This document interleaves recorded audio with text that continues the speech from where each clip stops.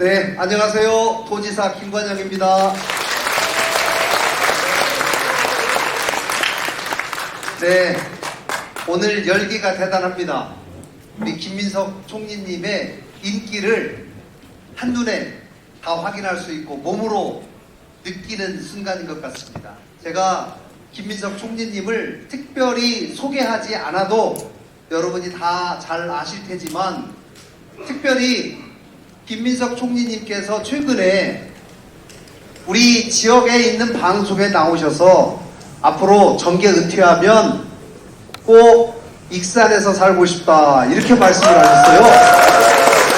그래서 제가 총리님 꼭 집을 하나 얻어놓겠습니다.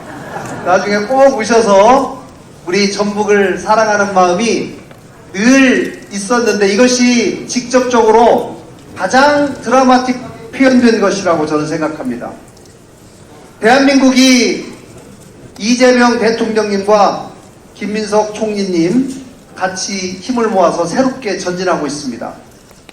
쉴 틈 없이 전국을 돌아다니시면서 K국방, K컬처, K산업, 또 AI, 우리 전북이 앞장서고 있는 피지컬 AI, K바이오, K자가 들어간 모든 곳에서 김민석 총리님께서 대단히 높은 식견뿐만 아니라 우리나라 산업 발전을 위해서 정말 애를 쓰고 계시고 대한민국을 한 단계 업그레이드 시키고 대도약을 위해서 최일선에서 애쓰고 계십니다. 우리 총리님 더 힘내시고 앞으로 미래의 도시 오늘 전북에 오셔서 전북 우리 도민들에게 큰 희망의 메시지를 저는 주실 것이라고 확신합니다. 다 같이 큰 박수로 맞이하고요. 총리님 나오시기 잠깐 전에 총리님 하신 동영상 잠깐 한번 보고 총리님 모시도록 하겠습니다. 여러분 다시 한번 총리님께 뜨거운 박수 한번 부탁드리겠습니다.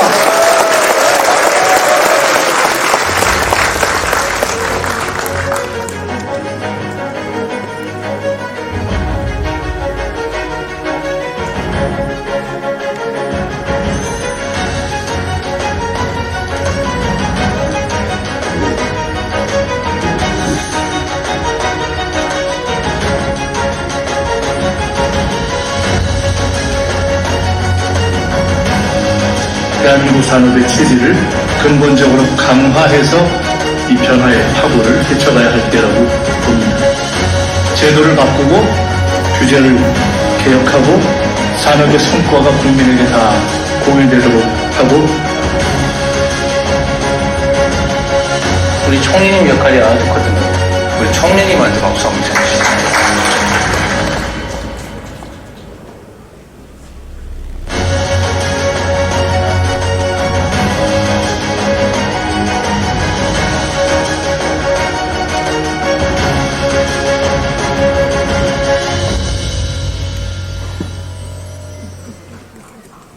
네, 큰 박수 부탁드리겠습니다. 여러분들 많이 기대되시죠? 네, 그러면은 기대되시죠? 네. 그럼 바로 저희 총리님을 모셔보도록 하겠습니다. 김민석 총리님을 큰 박수로 모시겠습니다.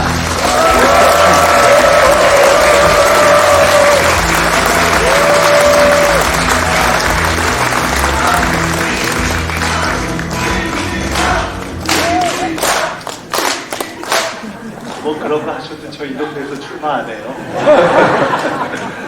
반갑습니다. 잘 들리시죠? 네. 예, 조금 전에 우리 김관영 지사님께서 제가 정치를 은퇴하면 정치를 그만두면 익산에서 살고 싶다 라고 하시니까 박수를 많이 쳐주셨는데 제가 실제로 그런 상황이 되면은 익산에서 전북에서 살고 싶다는 생각을 한 것은 맞습니다.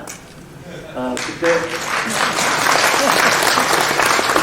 익산에서 전북에서 앞으로 살 것 같아서 박수를 치시는 것까지 괜찮은데 혹시 빨리 은퇴하라 이러고 치시는 건 아니죠? 오늘 정말 반갑습니다. 오늘 K국정설명회 전국을 다니면서 혹은 지방정부 혹은 정당 혹은 단체 혹은 기업인들과 함께 현재 우리나라가 어디에 있고 어디로 갈 것인가에 대해서 말씀을 나누는 개인국정 설명을 하고 있는데 오늘 전북에서 이렇게 여러분들 뵙게 돼서 반갑습니다. 사실 오늘 두 군데가 공동으로 주최를 해주셨습니다. 하나는 전라북도고요. 또 하나는 전라북도 JC입니다. JC가 같이 주최를 해주신 이유는 사실은 저도 청년의소 멤버 출신입니다.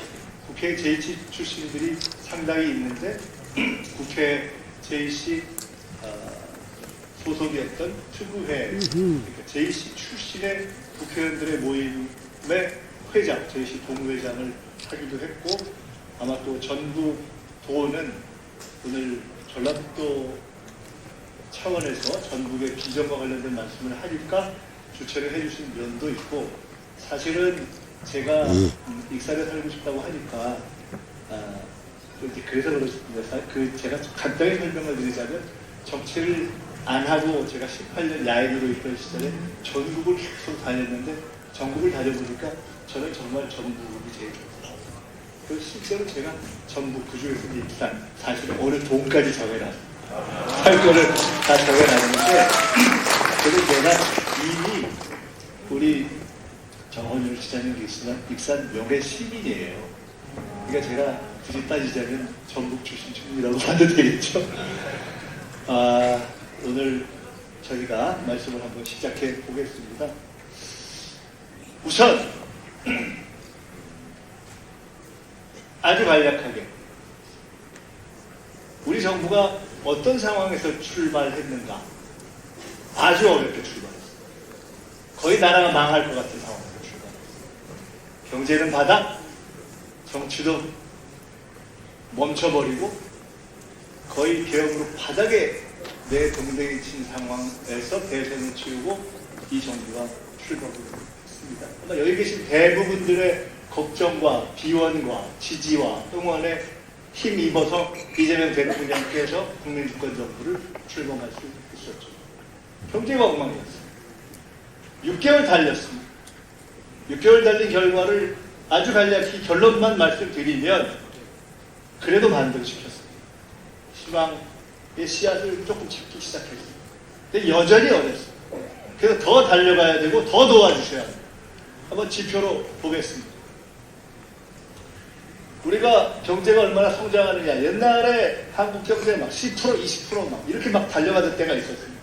지금은 우리가 몸집이 커지고 비교적 성장해서 다른 선진국들이 그러듯이 그렇게는 안 됩니다. 그래서 잠재 성장률, 우리 체격에 어느 정도 뛸 수 있는가 그거를 잠재 성장률이라고 하는데 대한민국의 키와 체중과 체격을 놓고 볼 때 대략 한 1.8에서 2 정도 달려갈 수 있다고 하는데 실제로 우리는 마이너스로 갔었습니다. 언제? 윤석열 시절. 바닥으로 가버렸어요.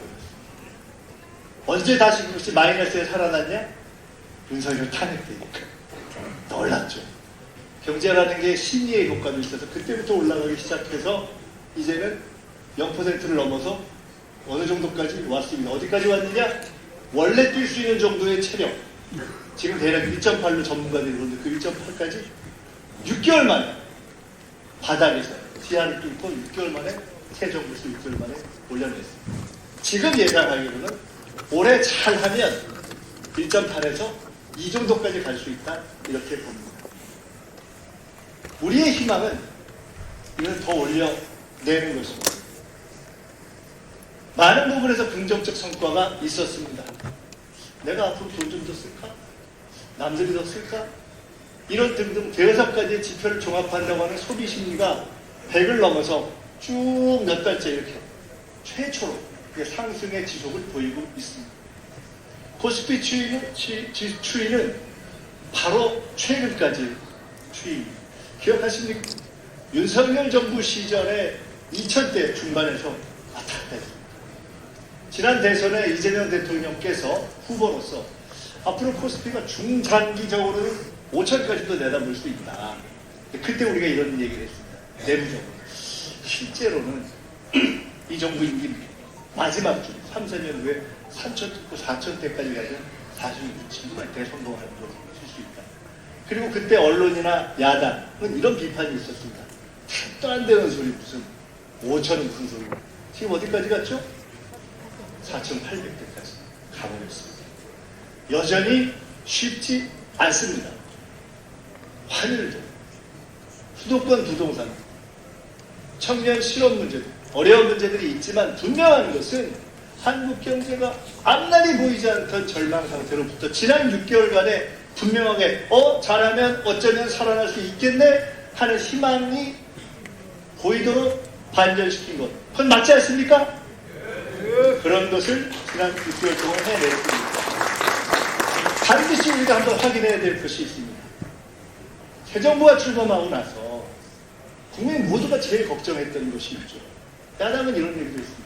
아우, 이재명 대통령이 트럼프 대통령 만날 수가 있겠어? 미국이 만나주겠어? 한미 관세 협상 하긴 하겠어? 한미 관세 협상이라는 게 과연 일본보다 유리하게 하겠어? 이런 얘기 많았죠. 최고의 걱정거리였어요. 왜? 미국이 제일 세고 전 세계에서 제일 센다. 관세 협상을 전 세계대회에서 시작하니까 전 세계가 마음 놓고 사실 하지 못하면서 실은 협상이지만 할 수밖에 없었던 강한 나라. 와의 관세 협상을 제대로 하지 않으면 한국 경제를 풀어낼 수 없는 그러한 협상을 결론을 냈죠. 많은 보도가 있고 여러분들도 많이 들으셨기 때문에 딱 세 가지만 말씀드리겠습니다. 첫째, 미국이 주도해서 이번에 시작된 관세 협상에서 미국보다 유리하게 끝낸 나라 찾을 수 없습니다. 왜? 미국이 제일 세고 미국이 시작한 거니까. 그런 나라에서 나오라고 하십시오. 그런 이번 관세 협상의 성적은 어떻게 계산하느냐? 누가 덜 불리하게 했냐? 누가 상대적으로 유리하게 했냐? 한국이 일본이나 대만이나 다른 경제 국가에 비해서 더 불리하게 했는가 아닌가가 관세 협상을 평가하는 기준입니다. 이에 대해서 많은 사람들이 이렇게 평가합니다. 한국이 비교적 선방했다라고 이야기하는 것은 일본에 비해서 다른 경제 국가에 비해서 전체 다른 협상을 했던 나라들에 비해서 비교적 괜찮게 다 그렇게 인정을 하는 것입니다. 세 가지 포인트를 말씀드리겠습니다. 첫째, 상업적 합리성. 쉽지 않은 협상을 했는데 우리가 치열하게 마지막까지 얻어내려고 노력해서 그 모든 협상에 딱 씌운 모자가 있습니다. 상업적 합리성. 쉬운 말로 하면 돈 되는 것만 합니다. 미국은 미국 돈 되는 거 하려고 하고 한국이 투자하라고 하고 미국이 원하는 방식으로 하라고 하고 만약 그대로 전혀 우리가 똑같이 미국이 원하는 대로만 갔다면 사실 우리 국익에 어려움이 있을 수 있죠. 그래서 우리는 상업적 합리성이라는 조항을 집어넣습니다. 돈 되는 것만 투자를 할 때도 또 자금을 모으는 방식도 한국이 불리하고 경제적 이익, 경제적으로 해를 보는 방식을 안 한다. 라는 것을 집어넣습니다. 두 번째, 마스가. 최근에 군산에도, 미국이 조선을 할 거면 차라리 군산에서 하면 어때? 이런 얘기가 있잖아요. 마스가가 뭔지 다 아시잖아요. 미국을 더 세게 해주죠. 마스가 미국과의 어려운 협상을 하는 데 있어서 한국이 가지고 있는 조선력, 한국이 가지고 있는 배 만드는 능력을 가지고 우리의 협상을 가장 잘 이끌어낸 전략입니다. 미국이 가장 전 세계의 정치, 경제, 군사적인 우위를 점하는 데 있어서 필요한 것이 배 잘 만드는 능력, 군함 잘 만드는 능력인데 막상 그것이 제일 부족해요. 근데 우리가 그걸 가지고 있어요. 이순신 장군 거북선 만들 때부터 가지고 있는 능력이 쭉 이어져서 그걸 가지고 우리가 이번 협상 전체를 보면서 덜 불리하게 끌어가는데 딱 협상의 지렛대로 쓴 그 전략이 성공한 겁니다. 이 말씀을 드리는 이유는 앞으로도 우리는 어려운 일이 많을 겁니다. 여러분 혹시 기억하시는지 모르겠어요. 이번 한미 관세 협상이 끝날 때 국무회의에서도 그런 말씀하십니다. 정말 능력을 키워야 한다는 것을 절감했다. 그 말은 다시 이야기하면 강한 나라하고 협상을 해보니까 정말 속이 끓을 때가 많다. 그 얘기를 점잖게 표현한 거죠. 각국 도생, 전 세계가 경제전쟁을 하는 시대가 펼쳐졌습니다. 앞으로도 어려운 일이 많을 것입니다. 이번에는 우리의 조선 능력을 가지고 비교적 여러 가지 상황을 협상으로 풀어내는데 성공했습니다. 앞으로 어떻게 해야 됩니까? 이번에 조선이 그랬듯이 앞으로 그거 한 가지가 아니라 우리만이 가지고 있는 경제입니다. 우리만이 가지고 있는 무기, 그런 것들을 만들어서 AI든 바이오든 만들어서 다른 나라라고 할 때 딱 이것만큼은 함부로 우리가 밀리지 않겠다고 할 수 있는 바로 그런 협상력을 만들어야 한다는 교훈을 얻은 거죠. 또 하나 있습니다. 버티기. 김정관 산업부 장관을 보고 트럼프 대통령이 이렇게 얘기했습니다. 터프 니고시에이터. 만만치 않은 협상가다 이렇게 얘기했어요. 근데 김정관 장관, 김영범 정책실장 이런 분들이 정말 잔뼈가 굵은 관료들인데 이분들이 정말 이번에 협력한 공을 세웠습니다. 잘했습니다. 근데 이분들이 공통적으로 이야기하는 게 있어요. 대통령이 처음에 내렸던 지침이 없었다면 절대 버틸 수 없었다. 제가 그 말씀을 함께 들었거든요. 우리 국익에 손해가 되는 것은 결코 사인하지 않아요. 버텨요. 시간에 쫓기죠. 우리 김건영 지사님도 공부해보죠. 우리 이원택 우리 의원님도 그런 도정 관련해서 직접 유도해보죠. 많은 분들이 이야기 공무원도 해보신 분이 계시고. 그런데 실제로 대한민국에서 미국과 해방 이후에 어떤 사안이든 가지고 협상을 해서 시간이 딱 임박했는데 그것을 시간을 구애받지 않고 쭉 밀어서 우리의 입장을 관철하기 위해서 협상한다는 건 실제로 쉽지 않죠. 말처럼 쉽지 않습니다. 그런데 우리가 해야 돼요. 깨질 것 같은 상황을 몇 번 넘깁니다. 저는 이번 한미관세 협상이 비교적 선방을 하면서 끝낸 가장 저변에는 대통령이 확보에 딱 버티면서 판단했던 그러한 전략적인 다부짐이 작동했다. 저는 그것을 보면서 우리 국민들이 다 그 과정을 지켜봤기 때문에 한미관세 협상 사실 참 어려운데 우리도 100% 만족 못하는 대목이 있지만 비교적 잘했다. 이렇게 선방했다라고 평가했다라고 생각합니다. 맞습니까?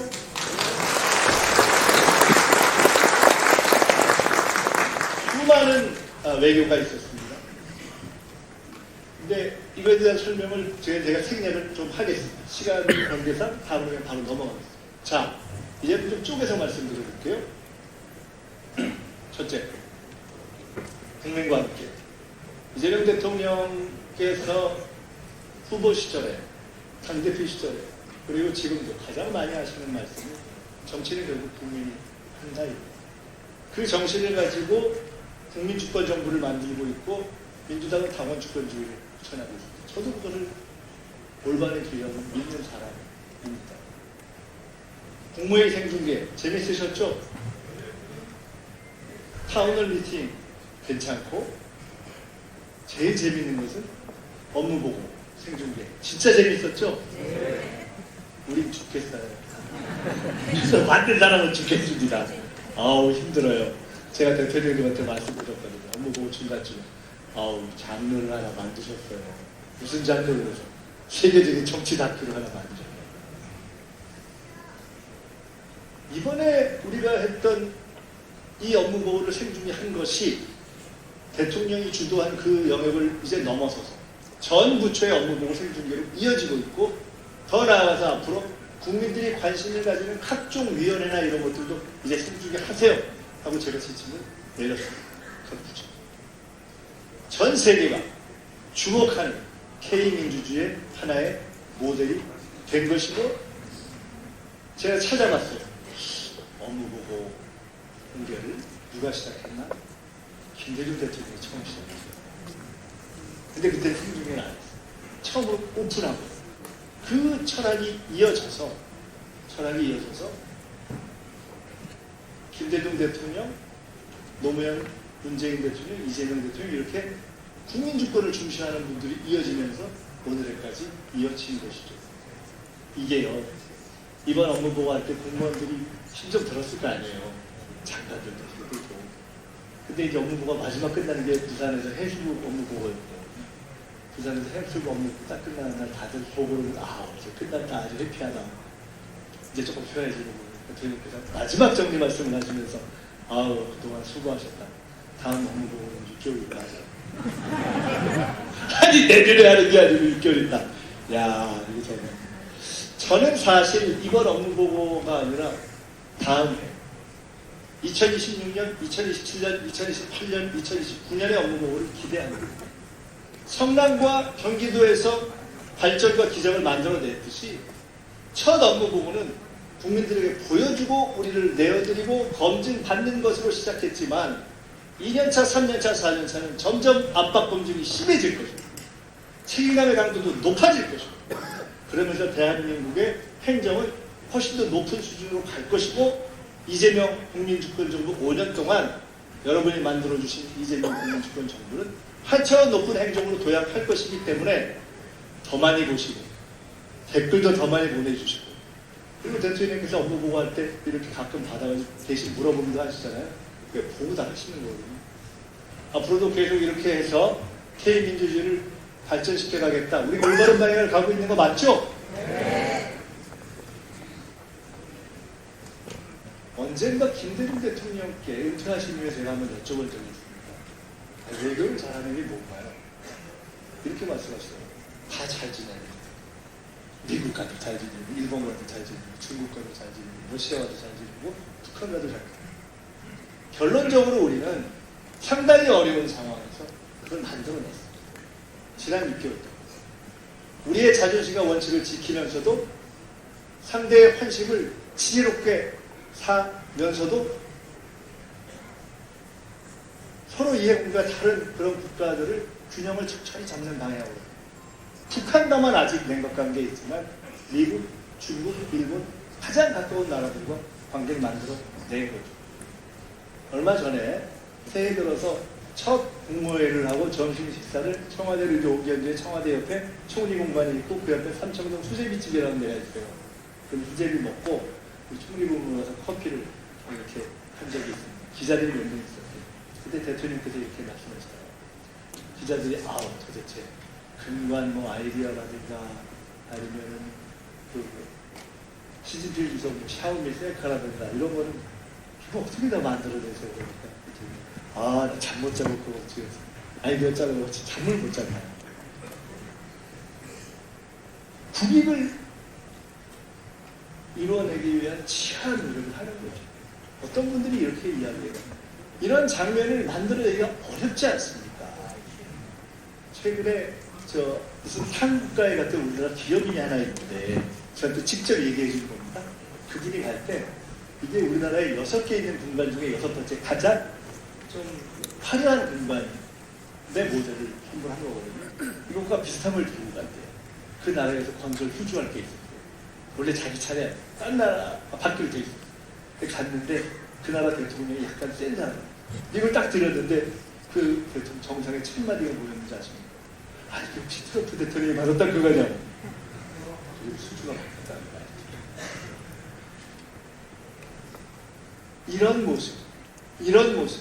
이런 모습.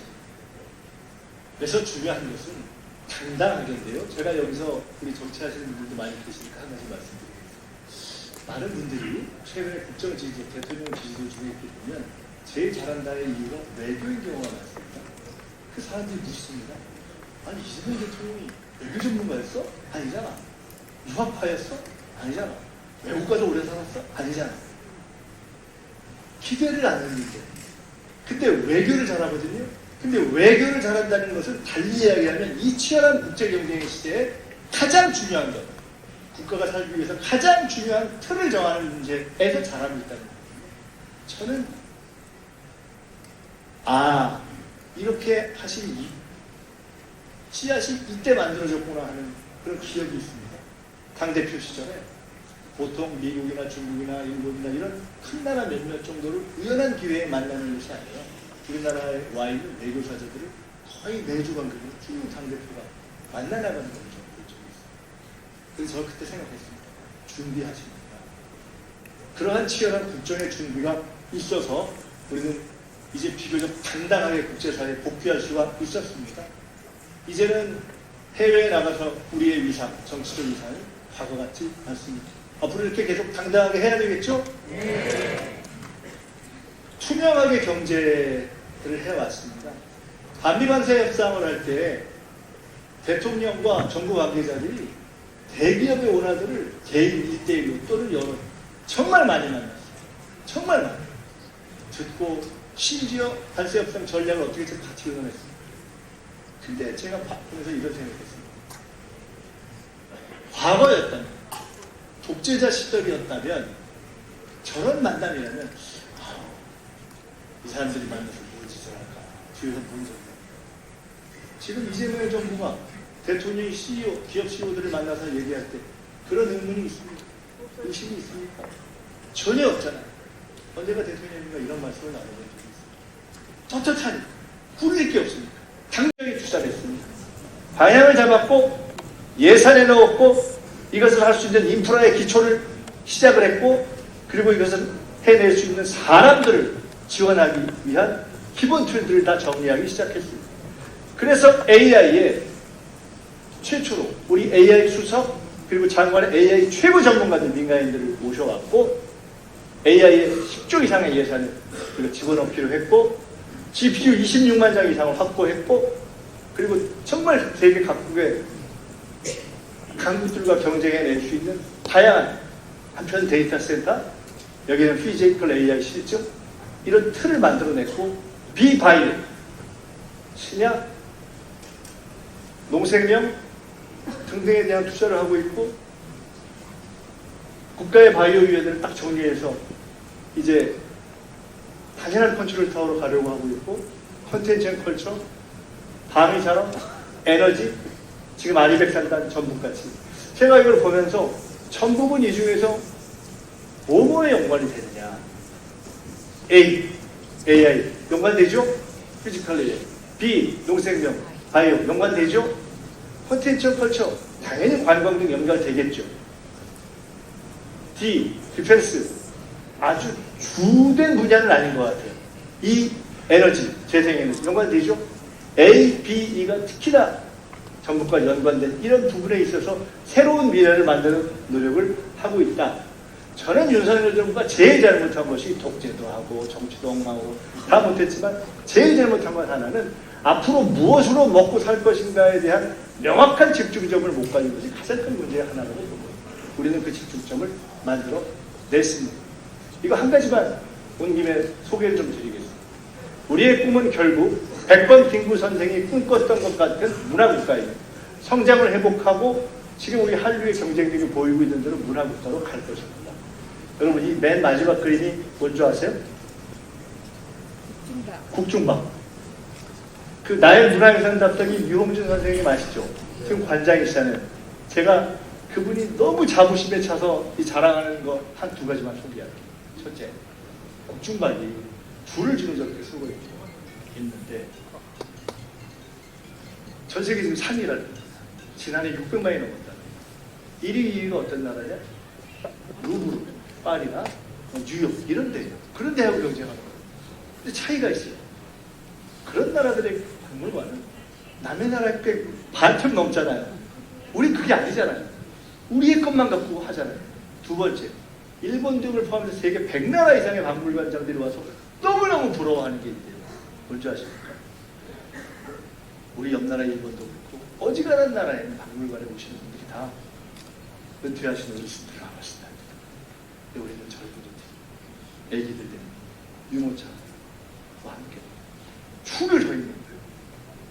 엄청난 문화의 힘이 만들어지고 있는 것이고 이것은 단순한 문화 산업이 아니라 우리가 어떤 산업을 하든지 거기에 프리미엄 베이스를 깔아주는 그런 기초가 될 것이다 이렇게 봅니다. 그러면서 저희가 새 정부가 강조했던 원칙이 몇 가지 있습니다. 여러분 국무회의 할 때 처음에 한 번, 두 번, 세 번 대통령이 계속해서 산재 얘기한 거 기억나시죠? 대한민국에서 정치의 영역에서 산재 문제가 그렇게 진지하게 사실 의제로 다뤄진 적이 없습니다. 한 번 하고 마실 줄 알아요. 두 번, 세 번. 쉽지 않은 문제. 저도 산재 현장을 가봤어요. 근데 전체적으로 좀 큰 데는 줄고 있지만 50인 이상 50억 이하는 아직 줄지 않고 심지어 늘기까지 합니다. 어려운 과제지만 이제는 우리가 사람을 귀히 여기는 그러한 공동체로 바뀌어야 한다는 원칙 때문에 첫째. 두 번째는 산불입니다. 산불 대응의 방식을 저희가 지난해 바꿨습니다. 예, 지난번에는 산불이 나면 일단 얼마나 불이 번지나 보자 하고서 헬리콥터 띄우는 거를 일단 물 내리는 헬리콥터를 먼저 띄우고 돌아오는 한이 있더라도 먼저 띄우자는 시스템을 바꿨습니다. 30분을 더 벌었습니다. 매우 중요하고. 세 번째는 자살입니다. 우리가 자살 지금 1년에 15,000명 넘습니다. 부끄러운 일. 이런 문제들에 대해서 강력하게 대응하겠다 하는 생명 존중의 원칙을 지켜가겠습니다. 정동영 장관께서 전국이 배출한 탁월한 정치인이자 지금 우리 정부의 통일부 장관. 여러분, 윤석열 정부 시절에 오물풍선이요, 확성기관, 오물풍선이요, 확성기관 갈등이 계속됐어요. 그 적정 지역에 있는 주민들은 너무 힘들었어요. 정부가 바뀌건만으로도 오물풍선과 확성기관이 사라졌어요. 지금 쉽지 않습니다. 남북관계가 어느 때보다도 만만치 않고 심지어 북한은 이제는 아예 통일이고 뭐고 말하지 말고 그냥 딴 나라로 가자 이렇게 얘기할 정도가 됐지만 적어도 우리는 더 갈등을 격화시키지 않는 방식으로 지혜롭게 이 문제를 풀어가려 하고 있고 다행히 미국의 트럼프 대통령이 어떤 형태로든 북한과 대화를 하려는 그런 마음을 유지하고 있다. 이 기조는 유지하는 게 맞는 거 아니겠습니까?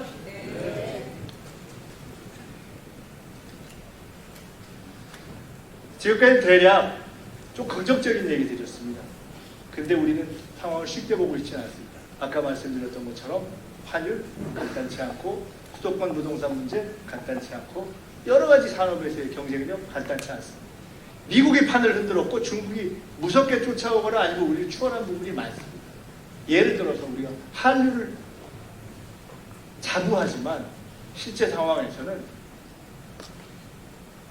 노력은 우리가 하고 돈은 넷플릭스가 가져가는 그런 구조, 이런 구조들이 곳곳에 있습니다. 우리가 드라마를 만든 게 지난해 84편, 2015년 10년 전에 84편, 똑같은 84인데 과거는 상향이고 지금은 하향. 이런 어려움들이 곳곳에 있는 것을 인식하고 저희들이 결코 그냥 낙건만 하고 가지는 않겠다 하는 말씀을 드리는 겁니다. 정리를 하겠습니다. 지금 대통령에 대한 지지도가 6개월이 지난 시점에서 보면 비교적 역대 정부에 비해서 높다고 합니다. 50대 후반, 60대 초반.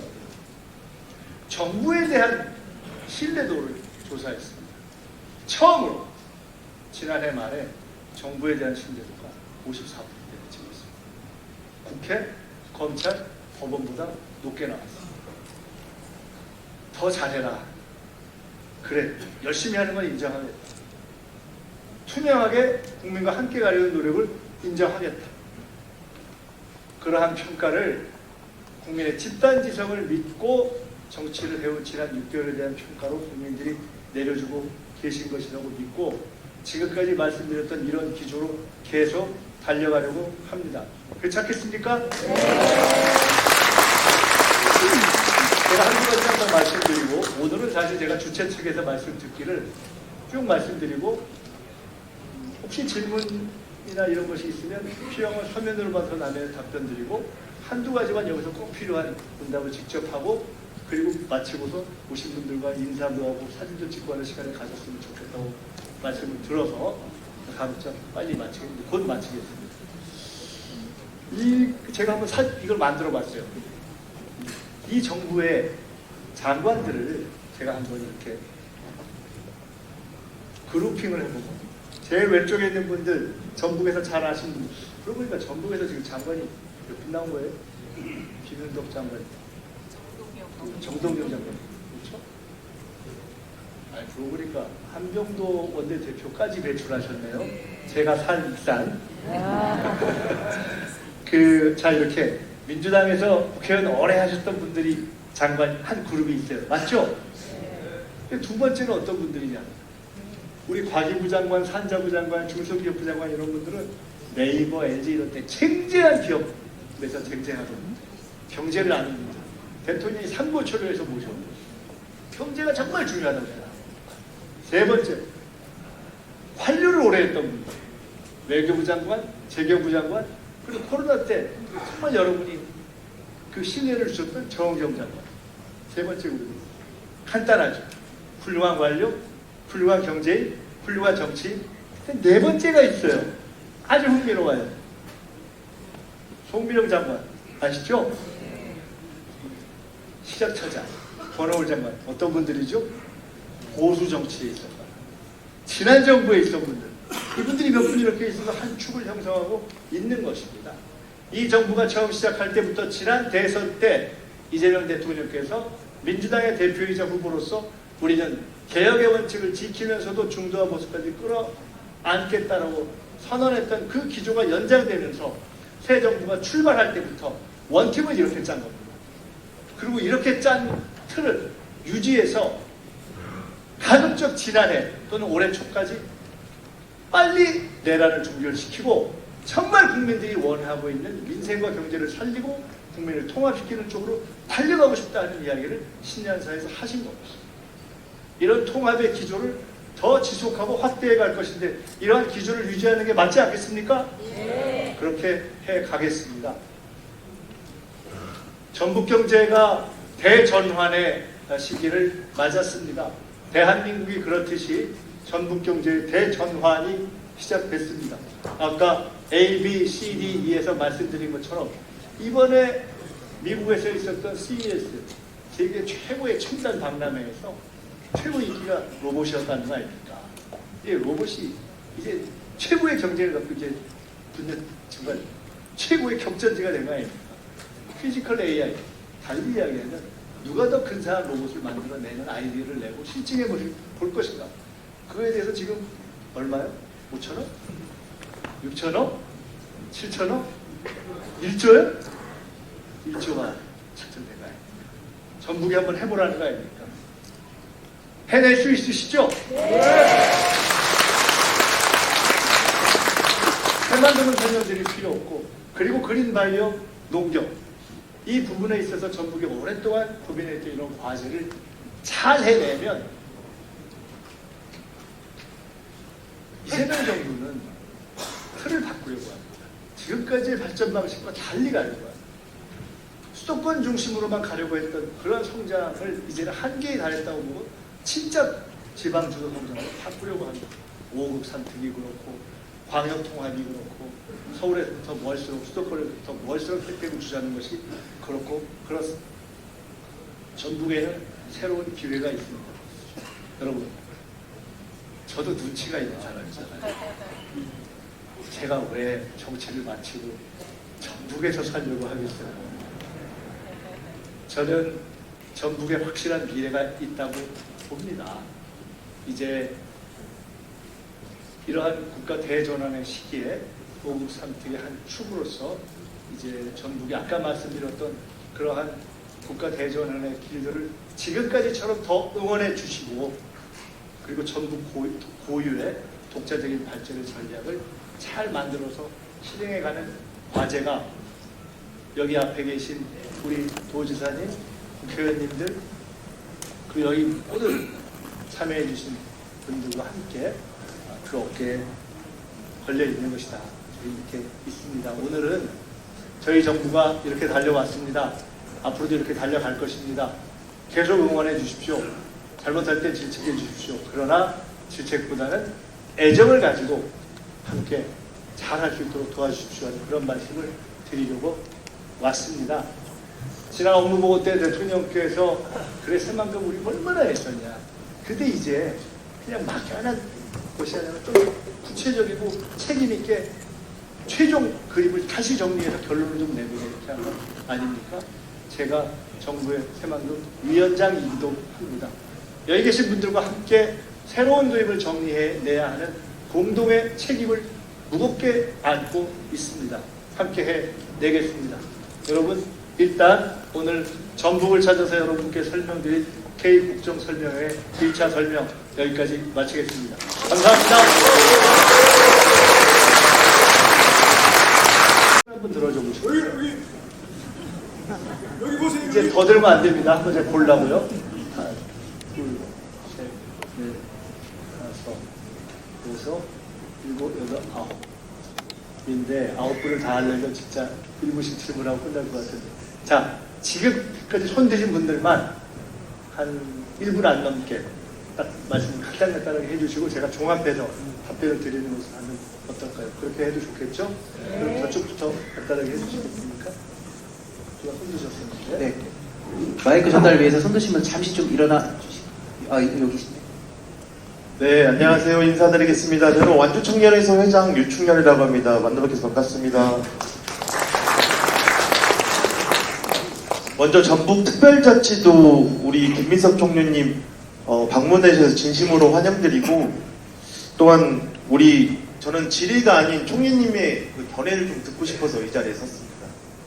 지금 아까도 설명해 주셨는데 저희가 5극 3특성 목표로 국가 균형 발전을 위해 지역 간의 격차 해소, 지역 소멸 위기 극복, 국가 전략의 추진에 다시 한번 우리 국정 전략의 노고에 감사드리고 저는 경의를 표합니다. 저희 또한 전북특별자치도도 지금 행정통합이 지역마다 그 지역 주민들이 반발이 많이 있습니다. 총리님이 주셨던 그 핵심 메시지처럼 수도권에 준비하는 지휘구역, 4년간의 최대 20조의 재정 지원, 공공기관 내 이전 우선 배치, 권한이양, 에타 면제 등 특별법 추진에 말씀해 주신 것처럼 이제 통합이 손의 논쟁이 아닌 기회와 선점의 문제라고 생각합니다. 그래서 저희 전북 특별자치도 지금 현재 인구 소멸의 위기에 좀 있습니다. 그 행정부를 4개를 통합시로 바꾸고 그 지역 산업 또는 인구 소멸에 맞는 공공기관과 아까 말씀 주셨던 AI 산업, 에너지 산업을 지원 주신다면 저희 또한 전라북도도 크게 발전할 수 있을 거라고 생각하는데 거기에 대한 총리님의 견해를 잠깐 듣고 싶어서 이 자리에 섰습니다. 감사합니다. 다음으로 넘어가고요. 부탁드릴 것은 이제 저한테 와서 고맙다 이런 얘기 딱 해주시고 질문만 하시면 될 것 같습니다. 네, 그 다음 이쪽으로 아까 두 번째 넘어가려는데요. 손 드신 분 이쪽 위에. 저기 마이크 좀 갖다 드리시죠. 누가 안 계신가요? 네, 혹시 일어서 주시면 저희가 마이크 네네네, 거기 있습니다. 지금 거기 지금 질문 들고 드리시죠? 네. 예, 질문 기회 주셔서 감사합니다. 완주에 살고 있는 백종수라고 합니다. 저는 10년 전에 인천에서 완주로 귀농을 했고요. 완주에서 새 아이를 키우면서 이제 살고 있는 가족이고, 또 저희 가족의 이제 특징은 무연고 소자본 농가의 생존기입니다. 지금까지 이재명 정부가 6개월 동안 이 말씀하신 것처럼 이제 무너지는 국가를 살리기 위해서 대외적으로 뭔가 열심히 분장하셨다면은 이제 앞으로는 이제 이런 내실을 좀 이렇게 가질 수 있는 차원에서 질문을 드리고 싶었는데 아무래도 연구가 없고 애초에 가진 자본이 없다 보니 물론 이제 그건 이사정기잖아라고 하면 이제 인정하겠습니다만 제도와 현실이 분명히 묵묵치 않습니다. 저도 어디 가면은 누가 아들이다라고 하면은 바로 딱 통과되는 게 있는데 실제로 이제 지금 사는 곳에서는 아들, 딸, 사위, 며느리가 아니면 쉽지 않더라고요. 그래서 이런 현실에서 힘들어하고 있을 때 이제 곁에 있는 누군가가 이재명 정부가 됐는데 지금은 국민신문고에 올리면은 뭐 누가 읽어보기라도 하고 또 심지어 대통령께서도 유튜브 댓글을 직접 읽어본다고 하더라. 그래서 그래서 너의 이런 힘든 점을 했을 때 이런 지원을 실질적으로 올릴 수 있는 창구가 있는지 좀 알아보고 싶고요. 또 마지막으로는 제 플리스를 보다 보면은 이제 가끔씩 이제 비수도권에 대해서 지방이라고 표현을 하시는데 저는 이 점에 대해서 이 지방을 비수도권이나 다른 용어로 좀 이제 돌려주시면 어떨까? 왜냐면 지방이라는 뜻이 원래 알았습니다. 네, 그래서 그 정도 해주시면 될 것 같고요. 예, 감사합니다. 그 다음 앞에 분 이쪽으로 좀 전해주시겠어요? 네, 서신동 주민 강성입니다. 오늘 절박한 마음으로 말씀드리러 왔고요. 전북은 식민지 시대에는 쌀을 바쳤고 산업화 시대에는 우리 아버지 세대부터 영남으로 수도권으로 인력을 보냈습니다. 그리고 민주화 시대에는 제일 먼저 피를 흘렸고 그리고 선거 때마다 민주정부의 산실이 됐습니다. 이재명 대통령께서는 이런 전북을 제대로 평가하면서 호남을 다시 살리겠다고 이렇게 얘기하고 계십니다. 그런데 이 호남을 살리겠다고 하는 것에 저는 전북이 제외되어 있다고 생각합니다. 그래서 그 말씀 드리고 싶습니다. 광주 전남의 통합이 바로 눈앞에 와 있습니다. 그리고 대전 충남도 통합합니다. 그리고 총리님께서는 광주 전남에 20조를 지원하겠다고 했습니다. 그런데 특별자치도는 이제 특별 고립도로 될 수밖에 없는 상황이다 이렇게 생각하고 있습니다. 그렇다면 우리 전북도 살 길을 마련해야 하지 않겠습니까? 그래서 저는 광주 전남을 넘어서 전북까지 하나 되는 통합해야 된다 이렇게 생각하고 있는데요. 이런 논의를 해서 만약에 호남 대통합으로 갈 수 있다면 우리 총리님께서는 광주 전남과 더불어서 호남이 하나로 될 수 있는 방안을 마련해 주실 수 있겠는지, 그리고 또 한 가지로는 거기까지 하시죠. 이재명 대통령께서 타운홀 미팅을 지금 안 하고 계신다. 우리 전북에 빨리 오셔서 이런 문제를 같이 논의했으면 좋겠습니다. 이상입니다.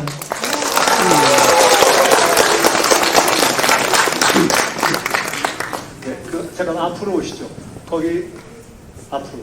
거기 제일 마지막에 하시죠. 아주 간단히 해주실 수 있어요? 네, 간단히 하시죠. 네, 안녕하세요. 저는 MBC TV의 칭찬합시다 제안자 김종선입니다.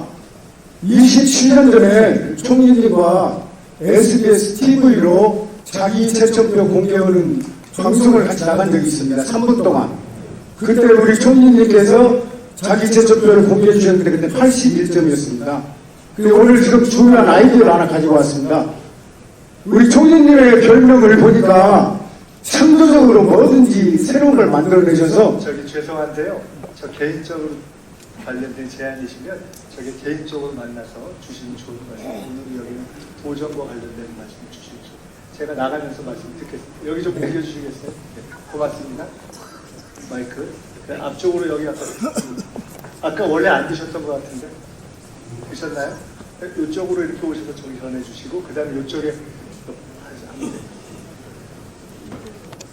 아까 처음에 안 드신 분들은 그냥 드셨던 분들만 하는 게 좋을 것 같아요. 예, 안녕하십니까. 현재 여기 전북대학교에서 학사를 졸업하고 동대학원을 진학해서 현재 전북대학교 대학원 총학생회장을 역임하고 있는 이정찬이라고 합니다. 저는 오늘 총리님께 하나 여쭤보고 싶은 부분이 있습니다. 먼저 현재 지방 소재 대학의 경쟁력을 강화하는 것이 그 대학 자체의 경쟁력만이 아니라 그 대학에 진학을 하고 싶어서 오게 되는 학생들이 이제 들어오지 않겠습니까? 그렇기 때문에 해당 지역의 지방 소멸을 막는 하나의 정책으로서도 진행이 될 수 있다고 생각합니다.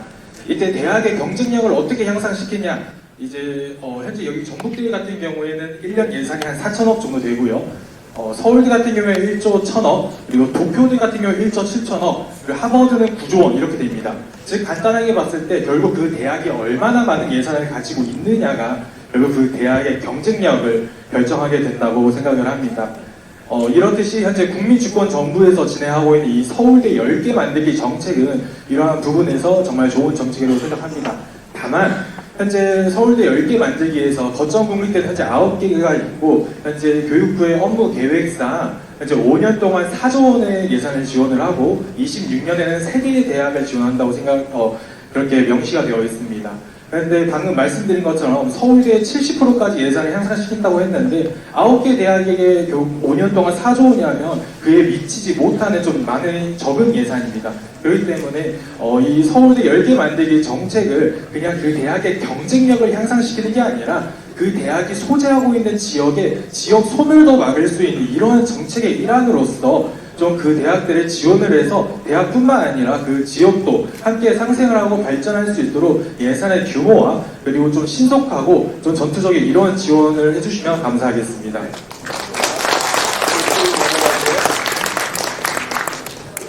거기 바로 뒤에 계신 분 드리고 이쪽으로 넘어오죠.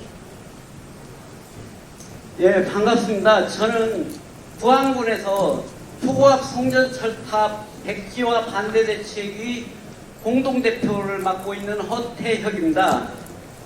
저는 국가전력망 구조 재편 및 해만금 247 CFE 허브 구축을 제안드리고자 합니다. 24시간 7일 무탄소 에너지 전략을 앞으로 해결해야 될 국가 과제라고 저는 생각을 하는데 이 제안의 핵심은 R200AX 산업전략허브 육성 군사형 국가전략입니다. 이 내용은 현재 진행되고 있는 용인 반도체 국가산단의 피크 수요가 16.5%를 집중되어 있고, 또 전국적 송전선로 신설 비용만 72조 8천억이 되고 있는 사정에 있습니다. 잠깐만요. 그리고 네, 부안 잠깐만요. 죄송한데 제가 보니까 들고 계신 건 지금 읽기 시작해가지고 다 읽으시겠어요? 네, 제가 마지막 결론적인 얘기만 말씀드리겠습니다. 결론만 말씀 주시고 네. 제가 가기 나갈 때 저한테 주시면 저희 같이 일할 때 주시면 받아서 그 연락처까지 적어주시면 또 답을 또 드릴 테니까 일단 결론을 말씀해 주시죠. 네, 그래서 저는 동정탑 갈등을 최소화하고 해만금을 기업이 투자하고 싶은 곳으로 만들어 주실 것을 요청합니다. 지금은 어떤 기반도 갖춰져 있기 때문에 예전에 삼성 반도체에서 투자를 계획했다가 철회하지 않았습니까? 기업이 올 수 있는 새만금을 만들어 주시기 바랍니다. 감사합니다. 자, 이제 이쪽에 딱 세 분, 죄송한데 이제 여 앞에 딱 세 분이 하고 마무리해야 될 것 같습니다. 네, 반갑습니다. 전주 병청년위원장 김민수입니다. 총리님께서 길게 얘기하지 말라고 하시니까 핵심만 빠르게 요약해서 말씀드리겠습니다. 전북은 K컬처 중심, 지리적, 시대적 새만금 에너지와 연결, AI 피지컬 국가 전략 거점 사업이 꼭 필요합니다. 총리님, 우리 총리님께서 전북 예비 국민이신, 우리 예비 시민이신 총리님께서 함께 전북을 글로벌 AI 시대를 함께 총리님과 함께하고 싶습니다. 도와주십시오. AI를 하자는 거예요? 문화 거점을 하자는 거예요? 네, 알았습니다. 네. 그 다음에 옆에 그 두 분 같이 계시니까 바로 이어서 하시죠. 안녕하십니까. 전주시 청년의 일원 김다혜입니다. 추모 납골당과 같이 장사시설과 같이 민간이 운영하되 공공성이 매우 강한 영역의 경우 허가와 감독 권한은 지방자치단체에 있음에도 불구하고 문제가 발생했을 때 책임 주체가 불명확해지는 구조적 한계가 존재합니다. 그로 인해 유가족의 피해가 장기간 방치되는 사례도 실제로 발생하고 있습니다. 이와 같은 구조적 문제를 예방하기 위해 중앙정부 차원의 관리감독 책임을 보다 명확히 하거나 유가족의 권익을 실질적으로 보호할 수 있는 제도 개선을 검토하실 계획이 있으신지 여쭙고 싶습니다. 이상입니다. 바로 옆자리에 계신 분, 같은 거예요? 자, 그러면 그냥 된 김에 두 분 하고 마치죠. 저 끝에, 이쪽으로 들으시죠. 자, 시간이 좀 지났기 때문에 잘 이해해서. 네, 한글 세계와 조직위원장 한용득입니다. 저는 이 국가보안법을 당장 해결해야 한다고 봅니다. 얼마나 우리 민주 투사들이 국가보안법? 예, 국가보안법 폐기하고 북한과 남한이 그것이 통합이지 뭐 전두환이고 뭐 전남 통합 그런 차라 국구적 같은 소리 하면 안 돼요. 우리가 세계를 주도하고 1등국가가 되려면은 수신제가 치고 평천합니다. 어떻게 우리 그 민주인사들을 수없이 치질 잔재 말이 검찰 쓰레기 새끼들이 말이야. 얼마나 많이 죽였어요. 이걸 당장 폐기하고 남북 정상은 판문점에서 매월 1일날 정상회담을 하고 천하통일을 할 생각을 해야지 뭐 전남 안주고 통합 뭐 경상도 통합 그런 차라 국구역 같은 소리가 안 돼요. 안주 전주는 100% 반대요. 우리 주민들 그러니까 국가보안법을 타겟하게 저 위에 아주 애타게 손드신 젊은이하고 앞에까지 하면 이제 마무리해야 먼저 이렇게 마이크 잡게 돼서 이렇게 질문 드리고 그래서 너무나 영광입니다. 정말 이 순간을 참 기다리고 있었습니다. 저는 전북대학교를 다니고 있는 27살 청년 이사야라고 합니다. 오늘 국정현안에 대해서 말씀해 주셨는데요. 가장 먼저는 조금 현재 정부와 당의 입장에 대해서 조금 여쭤보고 싶습니다. 현재 많은 시민들이 이재명 대통령의 개혁 의지는 정말 분명하다고 생각하고 있습니다. 그러나 현실에서는 검찰의 수사권을 두고 이것이 문제가 정리되지 않고 있고 정교 유착 및 또 권력형 의혹의 책임 소재가 흐려지고 있으며 민주당 내부에서는 계파 갈등으로 표류하고 있다고 느끼고 있습니다. 그래서 시민들은 이 문제가 대통령이 아니라 그 개혁을 실행하지 못하는 민주당의 구조와 기득권이라고 말하고 있습니다. 만약에 이재명 대통령께서 개혁을 멈춘다면 그 책임이 민주당에 있다는 점을 정부에서는 분명히 인정하실 수 있는지 여쭤보고 싶고, 아니면 그 실패에 대한 책임까지 대통령이 함께 떠안아야 하는지 여쭤보고 싶습니다. 마지막으로 딱 한 가지만 빠르게 여쭤보겠습니다. 네, 청년의 입장에서요, 이제 최근에 이재명 정부에서 진행을 하셨던 정책 중에 하나인 그 북한의 체제 선전 매체인 노동기 신문을 국민 혈세로 배포하기 시작한 점이 참 의문이 들었습니다. 또한 대북 제재로 중단되었던 북한산 식품의 수입을 재개하였으며 국가보안법 폐지 논란 및 또한 이재명 대통령께서는 북한의 체제를 존중하신다라고 말씀을 하셨습니다. 이러한 모습들을 바라보면서 저희 청년들의 사이에서는 이런 이야기가 나옵니다. 민주당과 이재명 정권이 대한민국 헌법과 국민들보다 북한의 김정은의 눈치를 더 보는 거지 않냐, 이게 진짜 이적 행위가 아니냐, 이런 말씀, 이런 이야기들 청년들끼리는 우스갯소리로 하기도 합니다. 만약에 이재명 대통령께서 자유민주주의 헌법 질서를 존중하신다면 왜 민주당 정부에서만 유독 이런 북한 정권의 유리한 조치들이 나오는지 한 가지 여쭤보고 싶습니다. 감사합니다. 이제 마지막 네, 안녕하십니까. 전북기회공고 교사 이한철입니다. 다름이 아니라 전북 혁신도시에 있는 한국전기안전공사의 고졸 채용 제도의 개선에 대한 건의입니다.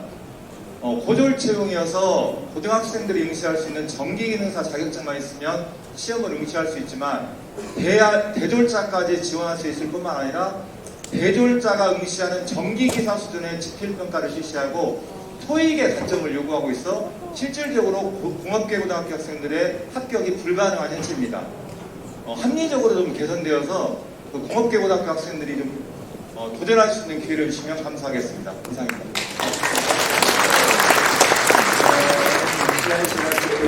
제가 거의 단답형으로 좀 말씀을 드리겠습니다. 귀농하신 분, 아까 말씀한 부분에 대한 이러저러한 여러 지원의 부족함 있음에도 불구하고 이런 부분에 좀 충분히 공감하고요. 이러저러한 사정은 어디다 이야기할 수 있는 창구나 소통이 있는가, 그 부분은 사실은 중앙정부에도 또는 광역 전국도에도 또 사시는 지역에도 다양한 채널이 있기 때문에 그것은 조금만 더 노력하시면 의견을 내실 수 있지 않는가라는 것이 생각이 듭니다. 이것이 반영되는가 아닌가는 별개의 문제고요. 그래서 그에 대해서는 구체적인 의견이 있으시면 그런 채널로 말씀하시고 아닐 때는 총무실로 좀 보내주고 그렇게 하시면 좋겠습니다. 수도권, 지방을 비수도권이라는 용어로 쓰자. 저희가 참고하겠습니다. 전북특별자치도의 장래를 지금 대전, 충남, 광주, 전남 등이 사실상 통합으로 가는 길이 열려있는 상태에서 어떻게 할 것인가, 혹시 우리는 상대적으로 불이익을 받게 되는 것이 아닌가 하는 우려가 있을 수 있다는 점을 잘 알고 있습니다.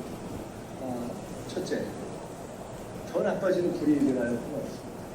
둘째, 어떤 대안을 취해야 하느냐에 있어서 원래 지금 우리 정부가 전북도와 함께 합의해서 머리를 맞대고 짜냈던 5급 3특이라는 구조와 달리 전북까지 거의 호남이라는 이름으로 통합하는 길이 맞다라는 의견도 아까처럼 있을 수 있고, 그렇지 않고 전북은 전북의 길을 가는 것이 맞다라는 의견도 있을 수 있고, 제가 정확히는 모르지만 오늘 현재까지는 5급 3특의 길로 가는 것이 맞는 거 아니냐 하는 의견이 다수이고 현재까지 합의된 의견이 아닌가라고 저는 이해하고 있습니다. 그에 대해서 도 차원에서 다른 의견의 방향이 주어진다면 그 정부를 함께 일어날 수 있을 것이고, 대통령님의 타운홀 미팅은 진행될 것입니다. 그래서 전국에서도 진행이 될 것이라는 말씀을 드리고요. 학생 지원과 관련해서 결국은 서울대 10개 만들기 본질이고 대학에 대한 지원, 학생별 지원액이 높은 경우에 그 대학이 발전하는 것이 아니냐. 그런데 그것을 대학으로만 보지 말고 그 지방을 살리는 것을 함께 하는 것이 좋겠다는 의견 주신 것에 대해서 당연히 공감하고 지금 펼치고 있는 여러 가지 정책들이 그렇게 인구 소멸 지역을 포함한 각 지역의 경쟁력을 살리는 것과 함께 가는 것으로 하되 우선 각 대학의 경쟁력을 살리는 데 있어서는 이미 정해진 그 각 지역에서의 대표적인 국공립들을 우선 선도적으로 살려나가면서 푸는 방식을 하는 것이 어떻겠는가 하고 생각하고 있다는 말씀을 드리겠습니다. 아까 송전탑과 관련해서 이러이러한 허브를 육성하는 것이 좋겠다고 쭉 이렇게 문서를 들고 진지하게 질문 주셨는데요. 그 질문을 제가 이렇게 딱 보니까 서류도 준비하셨고 근데 준비를 많이 해오신 것 같아서 나갈 때 저희 일행이 주십시오. 제가 전달해서 보도록 하겠습니다. 그 AI와 관련한 것은 아까 말씀드렸던 것처럼 AI가 여러 분야가 있지 않습니까? AI 데이터 관련된 부분, 어떤 한 지역이 모든 걸 다 할 수는 없기 때문에 한 지역과 한 기업이 AI를 서브린 AI를 만드는 것, 데이터 센터가 있는 것도 뭐 피지컬 AI로 가는 여러 측면이 있어서 그 측면 중에 전북은 현재까지는 여러 가지를 고려해서 피지컬 AI와 관련된 쪽을 특화하면 어떻겠는가 하고 현재 전북의 리더들과 중앙정부가 함께 논의해 온 것이기 때문에 그런 부분이 결국 장기적으로 한국이 가장 경쟁력을 가질 수 있는 분야일 것이다. 한국이 가지는 제조력과 AI력을 함께 합친 것으로서 그런 의미에서는 전북이 충분히 거점이 될 수 있을 것이고 이렇게 만들어야 한다 생각합니다. 아까 주거시설과 관련된 제도 건의에 대해서는 그 내용에 대해서 차라리 정리한 걸 주십시오. 그렇게 두 분이 같이 오신 것 같은데 그렇게 하고 국가보안법 폐지에 대해서는 취지를 충분히 알겠고 우리 사회에서 역사적으로 많은 논의가 되어 온 것이고 민주당과 민주세력이 전체적으로는 국가보안법을 혹은 개정 혹은 폐지하는 방향으로 가는 것이 좋겠다는 공감대가 있고 민주당은 이미 그 과거부터 국가보안법을 전면 개정이냐 아니면 전면 폐지냐 아니면 실질적인 개정이냐를 놓고 많은 논의를 해왔고 현재 실질 그런 방향으로 서서 현재까지 와 있다는 말씀을 드리고 다만 현재 존재하는 국가보안법을 가지고 이 정부 하에서 사실상 과거에 그랬듯이 국가보안법을 정치적으로 악용해서 없는 간첩을 만들어내는 무도한 일을 하고 하는 상황은 사실상 존재하지 않는다. 그렇기 때문에 추가적인 폐지 문제에 대해서는 문제 제기가 될 수도 있고 저희 국회에서 논의에 갈 문제다 이렇게 생각합니다. 자, 나중에 말씀드릴게요. 그 다음에는 그 개혁과 관련한 정당의 책임에 대해서는 아까 우리 청년께서 말씀을 주셨는데 그 일단 두 가지 질문 주셨는데 뒷부분에 말씀드리는 것에는 저는 대부분 동의하기가 어렵습니다. 왜냐하면 노동신문 등을 개방해도 괜찮다는 것은 이미 그렇게 해도 좋다는 그것이 우리 사회의 건강성에 대한 믿음의 기초에서 예를 들어 온라인이라든가 이런 것 등등으로 개방해도 그만이라는 것이지 그거를 국비로 하자라는 식의 논의는 한 적이 없기 때문에 그렇게 하면 문제가 아니냐라고 말씀하신 것은 그 자체가 잘못된 가설이기 때문에 오히려 그런 틀린 얘기를 안 했으면 좋겠다라고 가서 설득을 해주시는 역할을 해주시면 감사하겠다 이렇게 말씀을 드립니다. 민주세력의 경험을 돌이켜보면 당과 정은 김대중 정부, 노무현 정부, 문재인 정부, 지금 이재명 정부에 이르기까지 처음부터 끝까지 한 몸으로 완전하게 일치하는 데서 가야만 국정도 성공시킬 수 있고 개혁을 그 흐름을 이어갈 수 있다는 경험의 기초에 있다. 그래서 이 정부는 그런 의미에서의 당정 일치를 해가면서 갈 것이다 이런 말씀을 드립니다. 아까 마지막에 주신 질문과 관련해서는 조금 디테일 있는 질문 같아서 그 부분은 사실은 처음에 그냥 말씀을 듣는 것 같고는 제가 잘 모르겠습니다. 그러니까 그 부분은 조금 아마 적당한 방식으로 설명을 주시지 아니면 나갈 때 명함을 하나 주시면 저희가 전화해서 자세히 여쭤보고 답을 드릴 수 있도록 하면 좋겠습니다. 마칠까 합니다. 한 가지 더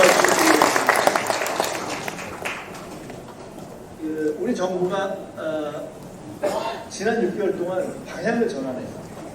올해는 어떻게 하느냐? 일단 급한 회복의 기틀을 잡았기 때문에 민생과 경제에 집중하면서 대도약 이제 방향으로 나아가는 거 첫째. 두 번째, 이제부터는 그래 방향을 잘 잡았다가 아니라 성과를 명확하게 내야 할 때라고 봅니다. 국민들도 그것을 원하고 있고 저희들도 그렇게 생각하고 있습니다. 그렇게 하겠습니다. 셋째로 정부도 저도 직접 소통을 더 강화하겠습니다. 대통령께서 국무회의를 포함해서 이렇게 우리의 모습을 오픈했지만 더 나아가서 이런 국정 설명회도 하고 예를 들어 저도 온라인 이런 문담 등을 좀 기획하고 있습니다. 그런 걸 하겠습니다. 여러분과 직접 소통하는 방식을 강화하겠다. 끝으로 청년들과의 소통을 강화하겠습니다. 제가 총리실의 고유 업무 중에 하나가 주로 부처 간의 업무를 조율하는 건데 청년 문제를 저희가 총괄하고 있기 때문에 청년들과의 직접 소통, 현장 대화 등을 강화해야 되겠다 하는 말씀을 드리겠습니다. 우리가 함께 전국의 미래, 청년의 미래를 만들어갔으면 좋겠다는 말씀을 드리면서 아쉽지만 질의응답까지 포함해서 여기서 마치고 이제 밑으로 내려가서 좀 편하게 인사도 하고 악수도 하고 사진도 찍고 그렇게 해도 되겠죠? 고맙습니다. 네, 장시간 이경수 우리 총리님께 다시 한번 뜨거운 박수 부탁드리겠습니다. 잠시 감사합니다.